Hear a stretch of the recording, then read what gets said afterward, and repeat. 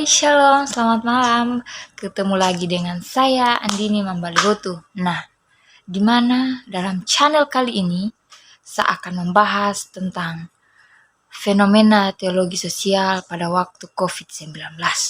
Ya, yang dimana kita akan mengulas kembali 2 tahun yang lalu di mana terjadinya Indonesia diserang oleh virus corona.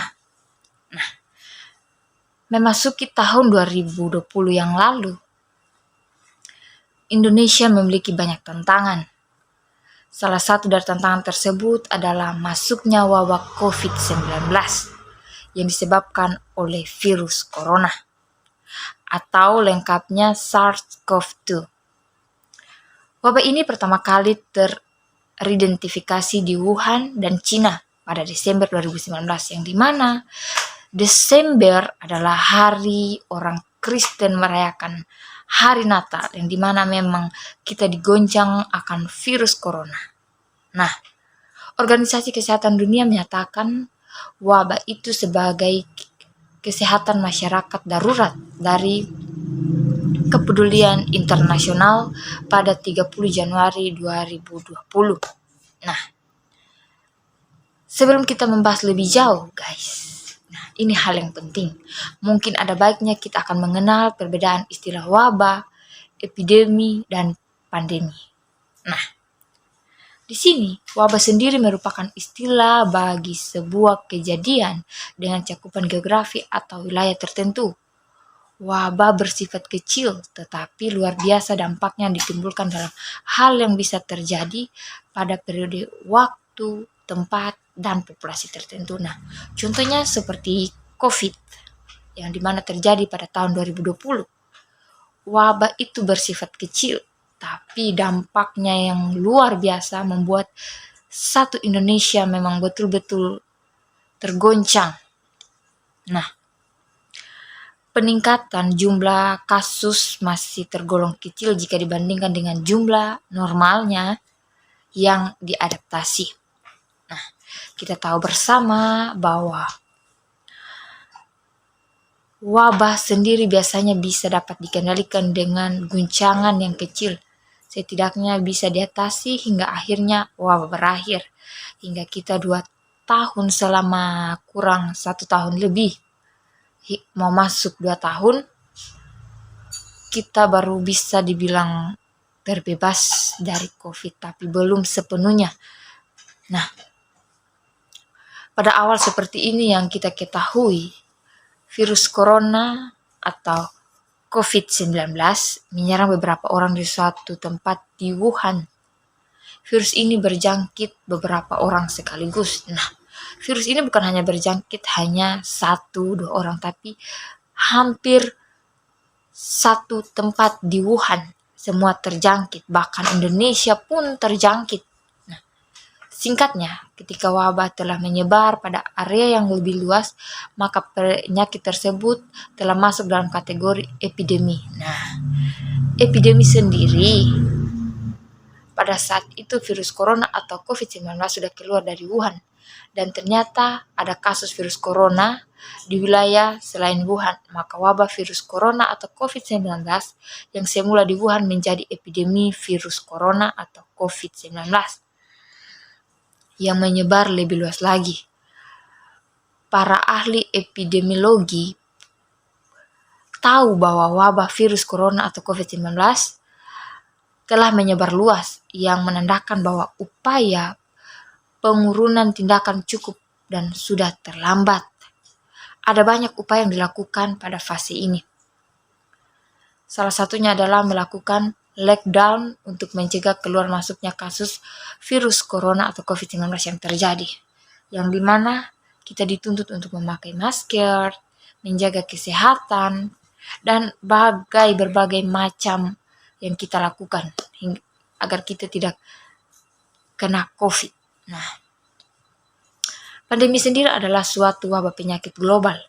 Menurut World Health Organization, pandemi dinyatakan ketika penyakit baru menyebar di seluruh dunia melampaui batas.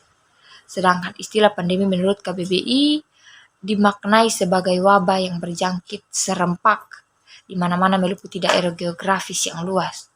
Nah, teologi sosial juga berpendapat di mana pandemi dapat dimaknai dalam pengertian yang paling klasik, yaitu sebuah epidemi menyebar ke beberapa negara atau wilayah dunia.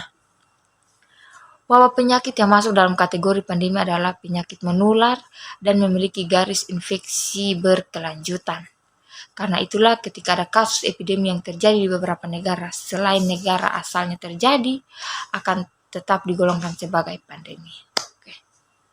Oke guys. Nah, pandemi umumnya diklarifikasikan sebagai epidemi terlebih dahulu yang menyebar penyakit cepat dari satu wilayah ke wilayah yang lain. Contoh dari pandemi ini ada beberapa virus. Ada wabah virus Zika dan HIV. Nah, virus Zika dimulai dari Brasil pada tahun 2014 dan menyebar ke Karibia dan Amerika Latin. Sedangkan HIV awalnya merupakan epidemi di Afrika Barat selama beberapa dekade, yang kemungkinan dianggap sebagai pandemi pada akhir abad ke-20. Ya, oke guys. Pandemi memang berbeda dalam tingkatan yang paling serius dibandingkan wabah dan epidemi. Hal ini terpengaruh atau terparah yang bisa terjadi adalah jika status pandemi ini keluar. Status ini akan keluar jika suatu kejadian berlangsung sudah meluas ke berbagai wilayah yang ada di dunia. Artinya, dalam hal ini, penyakit dikategorikan sebagai pandemi yang merupakan kejadian yang luar biasa hingga menyebabkan banyak yang orang terjangkit bahkan meninggal dunia. Contoh kasus yang perlu kita ketahui untuk membedakan epidemi dan pandemi, contohnya jika seorang pelancong yang sakit dengan virus corona atau COVID-19 akan kembali ke Amerika Serikat dan China, tidak membuat pandemi, tetapi begitu mereka mengidentifikasi beberapa anggota keluarga dan teman, ada beberapa perdebatan yang dimana jika wabah lokasi baru terjadi, ahli epidemiologi akan setuju bahwa upaya untuk mengendalikan penyebaran global telah gagal dan merujuk pada situasi yang muncul sebagai situs pandemi. Oke guys, nah dari fenomena pandemi di atas, berbagai fenomena teologi terjadi pada masa COVID, di antara lain yang pertama, ibadah ditutup selama hampir 2 bulan. Bukan hanya sampai 2 bulan, bahkan hampir 1 tahun. Maka ini berdampak bagi banyak gereja, apalagi gereja-gereja besar. Kolete-kolete tidak terkumpul, apalagi berpuluhan karena tidak ada ibadah fisik. Tempat-tempat ibadah yang sudah dikontrak otomatis 2 bulan ini didefinisikan habis karena bayar sewa tidak dapat digunakan dan tidak ada pemasukan. Tempat-tempat yang sudah dibeli, maintenance-nya tetap harus dikerjakan tetapi pemasukan berkurang habis. Nah, ini lebih berdampak bagi gembala jika gembala hidup dari pemasukan gereja.